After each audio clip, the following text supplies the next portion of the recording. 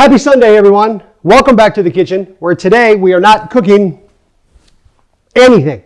No cooking today. Today, just a lot of talking, unfortunately, but it's all for good reason. We have been working on, talking about, and cooking for Thanksgiving meal for the last few weeks. We are now 4 days away from Thanksgiving, so I'd be remiss if I did not make some sort of instructional video to go over the timing. That's what I want to help with. I'm banking on a lot of people cooking this year that do not normally cook in the past, whether it's a slightly small group of people, maybe a little bit bigger, 8 to 10 people at the most, with all the restrictions and craziness that's going on in the world right now. Really can't gather in ways that we would normally like to. So hopefully, first of all, you're still having a Thanksgiving meal. And if you are, probably a little bit quieter at home, and I want to help make it amazing. So let's go through the steps on how to get everything to come out and be timed perfectly and done together. We're going to do this in order by days. So tomorrow's Monday.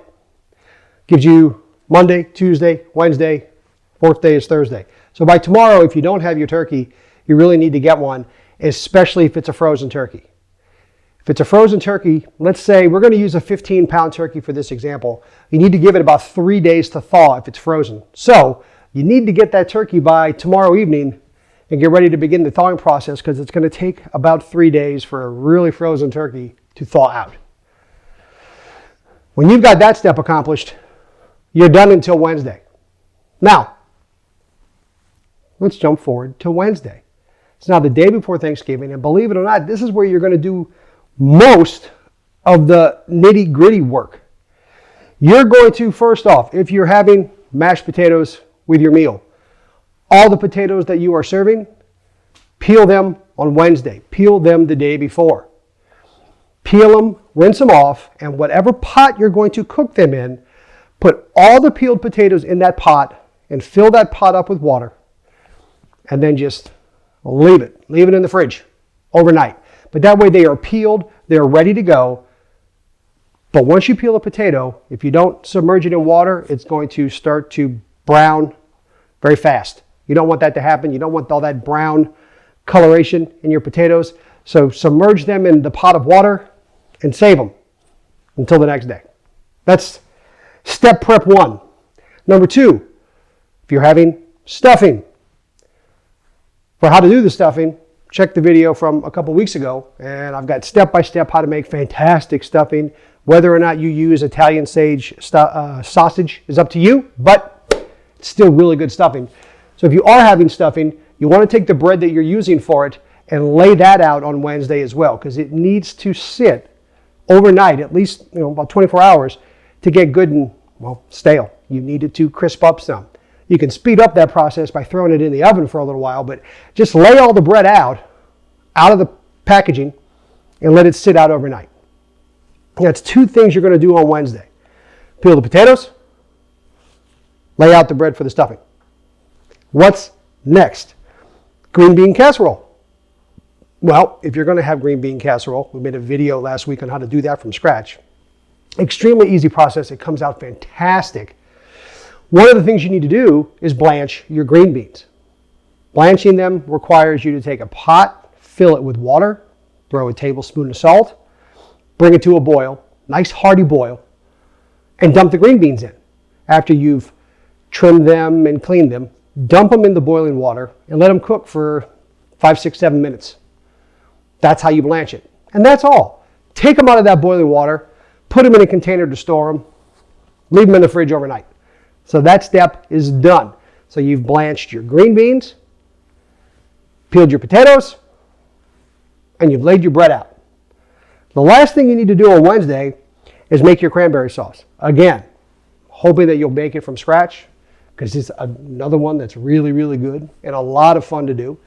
It's in the same video I made last week for casserole. So you've got green bean casserole and homemade cranberry sauce in the same video.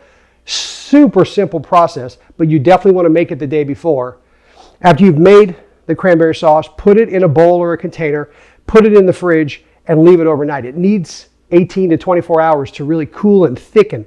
The cooler it gets, the more it thickens up. So definitely make that one on Wednesday as well, so that by Thursday afternoon, evening, when you're eating, you've got nice, cold, and thick cranberry sauce. And that's your Wednesday. See, I wrote all this out. The fun thing about making this video was it got me really thinking about all the steps to making the meal and how I would normally do things. So I wrote it all down because it was interesting for me to see how it all looked on paper. And we just knocked out major prep work, and you did it all the day before. So yeah, you'll spend a lot of time in the kitchen on Wednesday, but trust me, it'll make Thursday that much easier. Your potatoes are peeled, your green beans are blanched, the bread is laid out for the stuffing, and your cranberry sauce is done. Cakewalk, right? Now, let's jump into Thursday. Happy Thanksgiving, as it is Thursday morning. First thing you want to do on Thursday, well, after you have coffee, because I'm lucky I can make it downstairs without having coffee, but well, I digress. Thursday morning, take all that bread that you have laid out, nice stacks, and cut all the crust off. You could do that at the beginning when you lay it out. If you have not, if you forgot, which I have more than once, take all that bread and cut off all the crust. That is just an aesthetic. It's not the end of the world if you leave it on. I like to make the cubes and have all the crust cut off because it just looks better. So get that done. After you do that, prep your stuffing. Watch the video on how to make it. Get it all prepped and put together. Put it in the baking dish that you're going to cook it in, and then set it aside and leave it until later on in the day. That's step one for Thanksgiving morning. Number two, you need to get your turkey in the oven. Now again, for this, we're using a 15-pound turkey for this example. That's going to feed 8 to 10, maybe even 12 people easily. If you have less people, a smaller turkey. I honestly don't recommend smaller than a 12-pound turkey, because once you get smaller than that, the meat ratio gets really, really small, and you don't have as much meat. The cooking time really slows down, it speeds up, and it can dry out faster. So I stick with a 12-pound turkey at your minimum. Like I said, I'm talking about a 15-pounder because I like a nice big turkey, because I definitely want leftovers. But you want to get that in the oven, and you're going to need 3.5-ish to 3 hours and 45 minutes total cook time. So whatever time you want to eat, 4 hours earlier, get ready to get that turkey in the oven. And start by, like I said, prepping it. You don't need to do much to prep a turkey. There's all kinds of recipes, but you don't need to do much. Aromatics of what you need inside: onions, carrots, celery, oranges, apples. That's fun stuff. Throw all that in the stuff stuff it inside the turkey, and then on the outside, take a stick of butter, melt it down. Add to it some thyme, garlic powder, salt, pepper, a little tarragon. Mix those herbs together and brush the exterior of the turkey with that seasoned butter. Cover it with aluminum foil, a nice aluminum foil tent, and put it in the oven at 325 degrees. 325, nice low temp to start, and you're going to cook it for the first 2 hours and 45 minutes at the most, at 325. When you hit that time, open it up and check your temperature. See where you are. You probably have one of those little internal temperature things inside the turkey that pops up when it's done.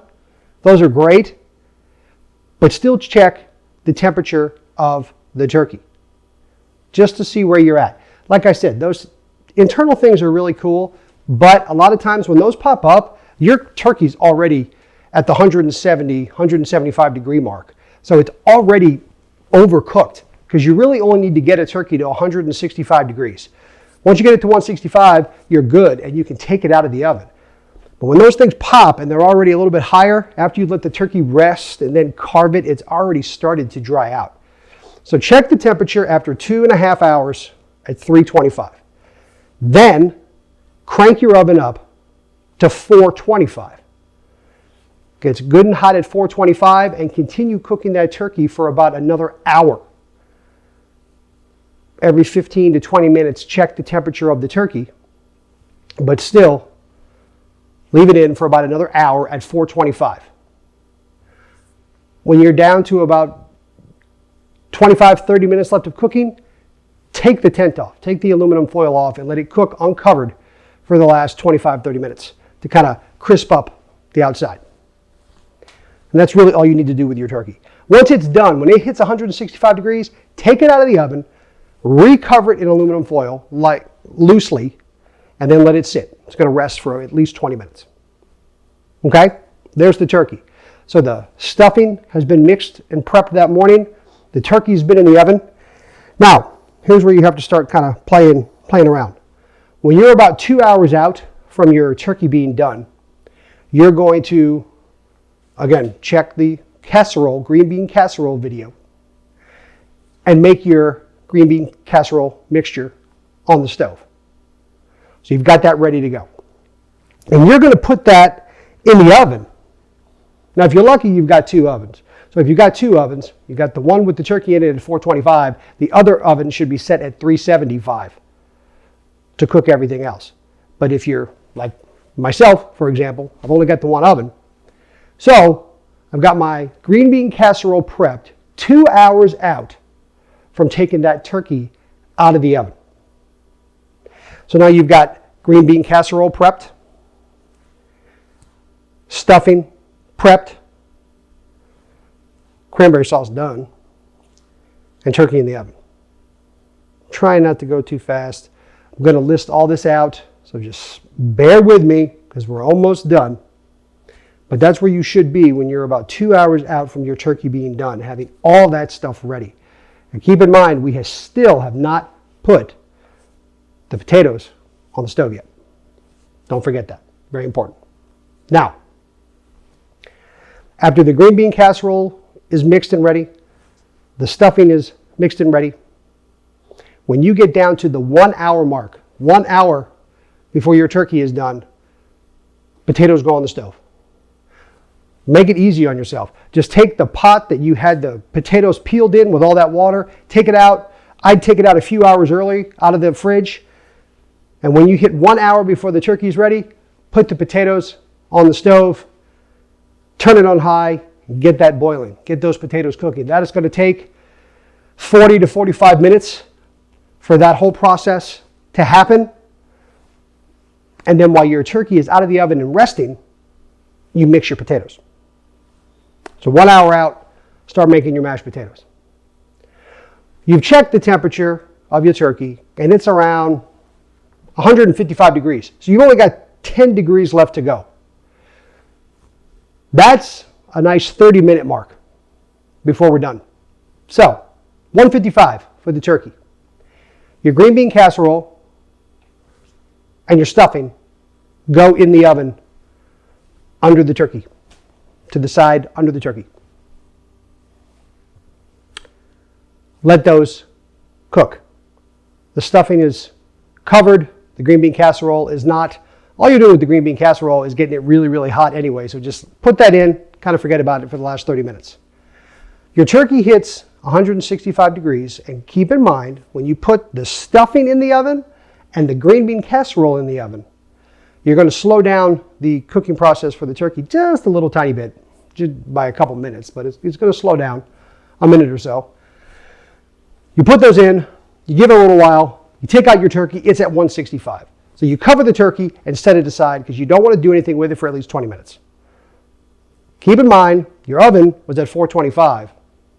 So go ahead and lower it, 400, 375, and give about 10, 15 more minutes for the stuffing and the green bean casserole. Okay? So now, turkey has been out of the oven for a few minutes.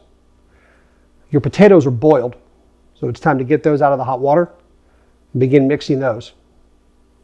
And you're keeping an eye on your green bean casserole and your stuffing to really mash your potatoes and get some cream in there, and or milk, some sour cream, some butter, salt and pepper, really get those good and mixed. That's done. Cover those, set those aside. Remove the green bean casserole out of the oven because it's really hot and cooked together. Cover that, set it aside. Check on your stuffing. If you haven't uncovered it yet, uncover it. Brush it with a little butter. Put it back in the oven for just a few more minutes to kind of crisp up on the outside. Pull that out. Now, you can lay out all your food. Uncover your green bean casserole. Let some air hit it. Kind of slightly start to cool it down. Get your stuffing out of the oven. Just set it out. Uncover your turkey and begin carving it. Only takes a few minutes to carve your turkey. Get it all carved and sliced and on a plate for presentation. And when that's done, you've got your green bean casserole done, cooked, and hot. Stuffing done, cooked, and hot.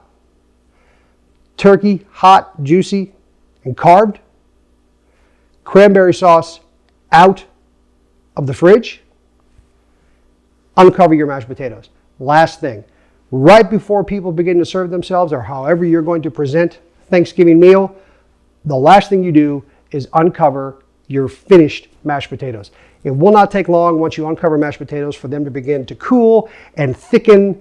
And well, frankly, after so many minutes, they turn into a brick. So uncover those last. Other than that, you're done. Was that too fast?